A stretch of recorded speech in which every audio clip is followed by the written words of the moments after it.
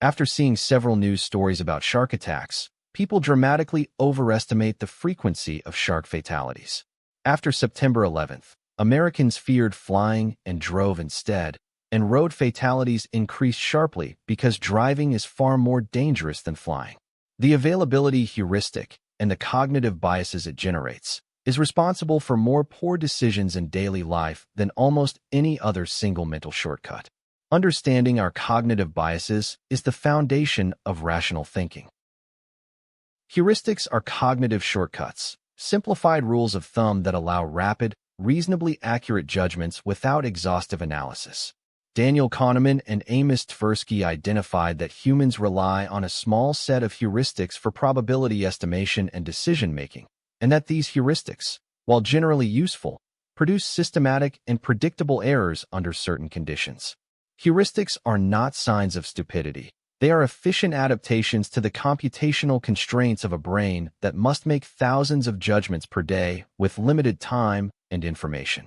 The availability heuristic involves estimating the frequency or probability of an event by how easily examples of it come to mind. If you can readily think of examples, you judge the event as common or likely. If examples are hard to retrieve, you judge it as rare. This produces characteristic errors, causes of death that are dramatic and frequently reported in media. Airplane crashes, shark attacks, homicide are judged as much more common than they are, while quiet, statistically dominant causes like cardiovascular disease are underestimated because they are not media-ready events. The representativeness heuristic involves judging the likelihood that something belongs to a category by how closely it resembles the prototype of that category, the most typical member. This leads to the conjunction fallacy, famously demonstrated by Tversky and Kahneman. People judge the probability that Linda is a bank teller and a feminist activist as higher than the probability that she is simply a bank teller, even though the conjunction of two events is always less probable than either alone. The detailed description of Linda matches the feminist stereotype so well that it feels more probable despite being logically impossible. Confirmation bias is the pervasive tendency to search for, favor, interpret, and remember information that confirms one's pre-existing beliefs while ignoring, dismissing, or forgetting contradictory information. It operates at multiple stages: in what information we actively seek, in how we interpret ambiguous evidence, and in what we store and recall. Confirmation bias is most powerful for beliefs that are emotionally significant and identity relevant. It is one reason why scientific thinking requires systematic, explicit procedures, because natural cognition does not spontaneously seek disconfirming evidence. The anchoring effect occurs when an initial piece of information, the anchor, exerts a disproportionate influence on subsequent estimates and decisions, even when the anchor is arbitrary or irrelevant. In classic experiments, participants asked whether Gandhi died before or after age 9 lived longer or shorter life estimates depending on the anchor, even though 9 is clearly absurd. Real estate prices are influenced by initial listing prices. Salary negotiations are influenced by the first number offered. Anchoring is powerful precisely because people typically adjust from the anchor insufficiently, remaining too close to the starting point. Hindsight bias is the tendency, after learning that an event occurred, to believe that one would have predicted it, the phenomenon of seeing past events as having been more predictable than they actually were. It has been called the knew-it-all-along effect. After any election, business failure, or historical disaster, people consistently overestimate how foreseeable the outcome was.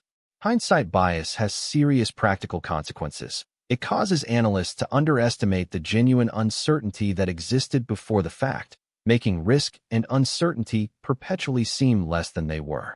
The overconfidence effect is the finding that people's confidence in their judgments systematically exceeds their actual accuracy. When people say they are 90% confident in an answer, they are typically correct only about 70 to 75% of the time. This overconfidence is most severe for difficult questions and for domains where people have incomplete feedback about their accuracy. It affects experts as much as novices. Surgeons overestimate their success rates. Financial analysts overestimate their predictive accuracy, and students overestimate their exam performance. Kahneman's dual process theory, popularized in Thinking, Fast, and Slow, distinguishes two modes of cognitive processing.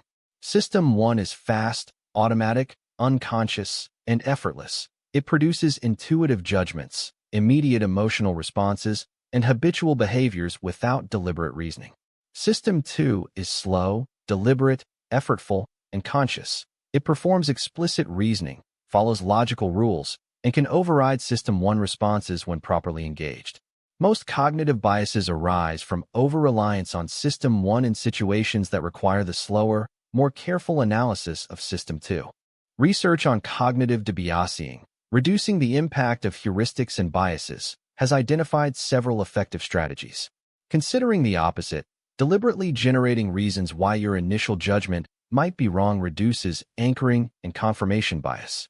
Reference class forecasting, grounding predictions in base rate statistics rather than narrative representations of the specific case, reduces the planning fallacy and optimism bias.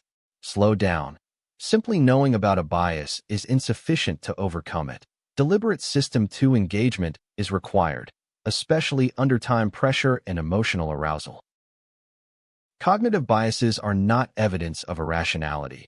They are evidence of efficient cognition operating in contexts it was not designed for. The heuristics that serve us well in daily life produce systematic errors when applied to statistics, probability, and decisions under uncertainty. Knowing your biases does not automatically correct for them, but it is the prerequisite for the deliberate strategies that can.